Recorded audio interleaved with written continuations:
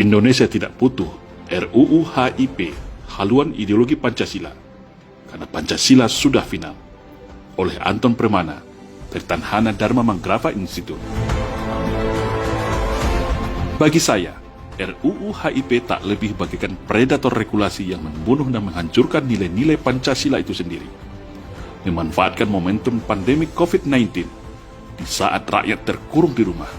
Justru di saat itulah mereka, kelompok An-Nasir PKI yang berhasil menyusup di Senayan seolah kejar tayang untuk menjadikan RUU HIP menjadi undang-undang. Beruntung masih banyak di negeri ini yang masih waras, yang masih idealis, yang nasionalis, yang patriotik dan cinta terhadap Indonesia. Sehingga semua turun serentak karena menganggap masalah ini sudah keterlaluan dan membahayakan masa depan bangsa. Tak tanggung-tanggung, mantan Panglima ABRI dan juga mantan Wakil Presiden Republik Indonesia ini turun langsung bersama koleganya sesama Purnawirawan TNI Polri. MUI Pusat dan seluruh MUI daerah seluruh Indonesia juga tegas menolak dan menghimbau seluruh umat Islam se-Indonesia bersiap-siap turun ke jalan. Partai politik yang awalnya hanya PKS menolak RUU HIP, terakhir P3, Nasdem juga ikutan menolak dengan alasan dalam RUU HIP tidak menjadikan TAP MPRS nomor 25 tahun 1966 sebagai konsideran. Juga tercatat 24 provinsi di seluruh Indonesia rakyat serentak dari berbagai kalangan hanya dalam waktu 1 bulan, bahkan ada yang di bulan Ramadan, melakukan deklarasi penolakan tegas dan ancaman siap melawan PKI. GP Ansor pun di dalam sebuah portal online berkomentar agar tidak terburu-buru mengesahkan RUU HIP. Muhammadiyah pun tidak mau kalah, menyiapkan tim jihad untuk melakukan perlawanan menolak RUU HIP. Terakhir, Menko Polhukam juga mengeluarkan statement yang hampir sama, bahwa TAP MPRS nomor 25 tahun 1966 harus masuk dalam RUU HIP sebagai konsiderannya. Karena ideologi komunis, Leninisme, Marxisme tidak boleh lagi hidup di Indonesia. Terlepas apakah beliau mengeluarkan komentar itu atas nama pribadi sebagai ahli hukum tata negara atau sebagai Menko Polhukam, kita tidak tahu. Lalu, apakah permasalahan draft RUU HIP ini sudah dianggap selesai? Jawabannya tentu tidak. Karena kalau kita simpulkan dan rangkum dari semua gelombang aspirasi perlawanan rakyat itu adalah bukan minta revisi semata, tetapi menolak, mencabut, dan mentiadakan RUU HIP tersebut dengan alasan sebagai berikut. 1. Pancasila kita hari ini adalah Pancasila hasil kesepakatan para founding father, bapak pendiri bangsa yang sifatnya sudah final dan mengikat. Tak perlu lagi ada perdebatan atau upaya menerjemahkan lagi Pancasila dengan bahasa dan pemikiran liar yang lain. Soekarno saja yang awalnya mempunyai pemikiran Trisila kemudian mengkerucutkannya menjadi Ekasila yaitu gotong royong, juga mengalah legowo dan menyetujui Pancasila ini.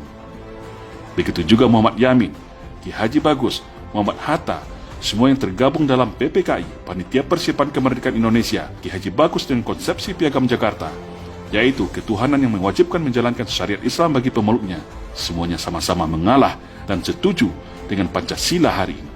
Lalu, kok ada satu kelompok yang sok merasa lebih hebat dan lebih tahu mengganti Pancasila?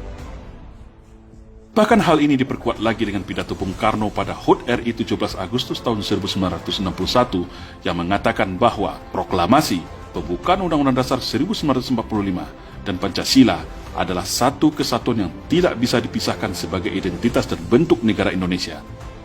Ibarat proklamasi adalah bapak, pembukaan Undang-Undang Dasar 1945 dan Pancasila adalah anak-anaknya.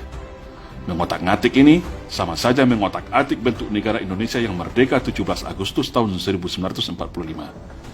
Dan untuk terjemahan Pancasila, semua sudah termaktub di dalam pembukaan Undang-Undang Dasar 1945, batang tubuh, serta bab penjelasannya dalam Undang-Undang 1945 yang asli. Jadi, menurut saya, kalau ingin mendapatkan terjemahan tentang Pancasila, langkah yang paling tepat itu adalah kembali saja ke Undang-Undang Dasar 1945, bukan malah membuat undang-undang baru yang kontraproduktif. Kedua, kalau kita baca secara mendalam draft RUU HIP ini, dari mulai bagian mengingatnya saja dengan tidak mencantumkan TAP MPRS nomor 25 1966 sudah menggambarkan dengan jelas upaya sistematis RUU ini menjadi pembuka pintu seluas-luasnya agar ajaran komunisme, Leninisme, Marxisme untuk kembali hidup di Indonesia. Dan lebih anehnya lagi, masih di bagian mengingat, tidak juga dicantumkan TAP MPR tahun 2003 tentang hierarki perundangan. Dan ini bisa secara tak langsung, posisi RUU HIP ini seolah nanti berada di atas Undang-Undang Dasar 1945, bahkan Pancasila itu sendiri. Pokok inti inilah yang sebagian pakar hukum tata negara menyebutnya sebagai kudeta ideologi negara. Karena dalam pasal 1 ayat 3 dibunyikan bahwa undang-undang ini harus menjadi acuan dalam penyusunan setiap aturan, regulasi, dan kebijakan pemerintah. Artinya, apapun produk regulasi, aturan, dan kebijakan kalau tidak sesuai dengan RUU HIP ini bisa dibatalkan. Kalau kita simpulkan, setelah aliran komunis, Leninisme, dan Marxisme sudah hidup kembali, lalu mereka masuk ke dalam lingkaran kekuasaan, maka dengan mudah menggunakan dasar hukum versi RUU HIP ini mereka akan mengacak-ngacak kehidupan beragama, simbol agama, identitas agama, bahkan ritual ibadah umat beragama pun akan mereka atur secara represif. Atas dasar bahasa manis toleransi, kebudayaan, dan sosial demokrasi yang tercantum dalam RUU HIP. Karena dalam RUU HIP ini, posisi agama setara dengan budaya, bahkan tunduk kepada budaya Nusantara. Dan bagi kelompok yang menentangnya bisa dicap anti terhadap negara, bisa dicap menjadi penjahat negara, bisa dipenjara kapan saja hanya gara-gara menjalankan ajaran agamanya. Dan ini sangat berbahaya. Secara politik hukum, akan dengan mudah kita menebak arah moncong senjata RUU HIP ini kalaulah tidak menyasar kehidupan beragama bangsa Indonesia. Karena sejatinya, komunisme itu sangat anti agama, benci terhadap agama, dan lebih ekstrimnya tidak lagi beragama alias anti Tuhan. Yang ketiga, sudah menjadi ciri khas PKI. Kalau mereka lemah, akan teriak merasa paling Pancasila, akan teriak saya Pancasila, saya Indonesia, memuja-muji Pancasila seolah kelompok yang paling Pancasilais, seperti Aidit di dalam bukunya membela Pancasila pada tahun 1964. Tetapi setelah berkuasa, mereka mengganti Pancasila dengan komunisme. Pemberontakan G30 SPKI 65 adalah bukti dan fakta konkretnya.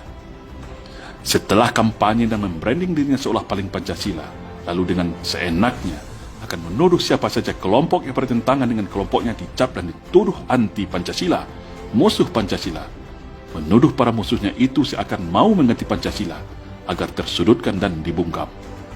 Metode ini berulang lagi saat ini, atau yang mereka sebut dengan teori kontradiktif. Kalau bahasa sederhananya bagi saya adalah hampir sama dengan ilmu tukang copet di pasar. Sebelum ketahuan mencopet, maka teriak duluan menuduh orang lain tukang copet, alias maling teriak maling. Lalu, apa bedanya dengan hari ini? Teriak seolah paling Pancasila, ternyata ujungnya mau mengganti Pancasila dengan Ekasila, dengan alibi dan argumentasi tak masuk akal. Ujung-ujungnya, agenda PKI gaya baru juga di belakang semuanya, yang belum juga bertobat dan tetap ingin menjadikan Indonesia menjadi negara komunis. 4. Sulit menerima kalau RUU HIP ini adalah sebuah skenario tak sengaja, seperti kasus minyak air keras ke wajah petugas KPK Novel Baswedan, atau salah input, atau salah ketik, seperti pada beberapa kejadian aneh sebelumnya di negeri ini. Untuk itu, semua pihak harus menelusuri, menginvestigasi siapa aktor kelompok yang merancang ini semua, lalu dibuka kepada publik seluas-luasnya, agar seluruh masyarakat tahu siapa dan kelompok mana yang menjadi pengkhianat di negeri ini, yang secara diam-diam mau mengganti ideologi negara, serta menghidupkan kembali komunisme di Indonesia. Dan mereka semua wajib dihukum seberat-beratnya, kalau perlu sampai pada hukuman pidana mati, karena bisa diduga sebagai pengkhianat negara. Jangan anggap remeh permasalahan ini. Kita juga mesti ingat, cukup kecolongan pada Undang-Undang ITE yang awalnya berbahasa manis untuk mengawal hak rakyat dalam transaksi digital, ternyata hari ini dijadikan alat untuk penggebuk setiap siapa saja yang mengkritisi pemerintah, alat untuk membungkam demokrasi dan kriminalisasi masyarakat. 5. Secara geopolitik nasional dalam lingkungan strategis global, kita juga dapat menangkap urgensi dari perspektif kejar tayang pengesahan RUU HIP ini dalam masa pandemi. Ini semua bisa kita kaitkan dengan konflik dunia yang terjadi saat ini antara Amerika dan China. Korelasinya adalah China saat ini sedang dikepung Amerika dengan sekutunya. China Cina tentu butuh teman atau koalisi tandingan juga. Indonesia adalah salah satu sasaran Cina untuk mendapatkan dukungan penuh, karena Cina merasa telah di atas angin terhadap pemerintah Indonesia terkait hutang dan investasi. Namun, masih terkendala dalam hal sekat ideologi antar negara. Cina sebagai negara komunis akan sulit diterima rakyat Indonesia. Makanya, perlu upaya legal hukum bagaimana secara ideologis Indonesia dapat secara utuh dan total di bawah ketiak Cina, dan Indonesia menjadi sekutu pendukung Cina selagi rezim hari ini berkuasa. Dari penjelasan singkat beberapa hal di atas dapat kita simpulkan bahwa 1. Rakyat Indonesia melalui DPR dan MPR dan Presiden wajib hukumnya mencabut, menolak, dan mentiadakan RUU HIP ini karena syarat dengan kepentingan komunis serta dapat memporak-porandakan keutuhan NKRI. Mari kita catat bersama, simpan nama-nama yang selama ini teriak seolah paling Pancasila, teriak PKI itu tidak ada, teriak dan mendukung RUU HIP ini. Maka mereka itulah yang patut diduga sebagai otak kerusakan negara hari ini. Para antek-antek PKI yang ingin berupaya merubah Indonesia dan membunuh Pancasila. Ingat wajah mereka dan kelompoknya. Tak peduli apa pangkat, jabatan, dan status sosialnya. Kedua, Pancasila sudah final. Indonesia tidak butuh terjemahan lagi berupa HIP yang kontraproduktif. Pancasila final menjadi falsafah dan alat pemersatu bangsa. Pancasila adalah jalan tengah agar Indonesia tidak ditarik ke kiri atau ke kanan. Indonesia bukan negara agama, tetapi juga bukan negara anti-agama. Tapi Indonesia adalah negara yang beragama, di mana agama bisa dijadikan sebagai sumber hukum kehidupan berbangsa dan bernegara. Karena Pancasila adalah kristalisasi dari nilai kebaikan yang berasal dari rahim nilai luhur bumi Nusantara, sedangkan agama adalah sumber dari segala sumber kebaikan itu. Yang ketiga, kembalikan konstitusi negara Indonesia kembali kepada Undang-Undang Dasar 1945. Karena Undang-Undang Dasar Negara Republik Indonesia tahun 2002, hasil amandemen tanpa nomor ketetapan MPR, juga sudah jauh lari dari semangat dan cita-cita bangsa. Undang-Undang Negara Republik Indonesia tahun 2002 hari ini cacat konstitusi, cacat azas, dan sangat liberal yang merugikan bangsa Indonesia. Semoga insiden RUU HIP ini kedepannya menjadikan kita semua bertambah waspada, merapatkan barisan. Karena terbukti sudah musuh negara ini sudah berada di mana-mana, bahkan bisa saja sudah masuk pusaran kekuasaan istana dan Senayan. Semua harus dibongkar bersama-sama. Mari kita rapatkan barisan sesama anak bangsa. Stop saling curiga antar sesama kita walau berbeda suku dan agama. Mari kita kembalikan jati diri bangsa kita menjadi bangsa yang bermartabat, bangsa yang terhormat, suka tolong-menolong, masyarakat yang baik, ramah, dan saling tenggang rasa. Insya Allah, saya yakin Indonesia akan menjadi lebih baik sesuai dengan amanat dan cita-cita para pendiri bangsa. Amin. Salam Indonesia Jaya.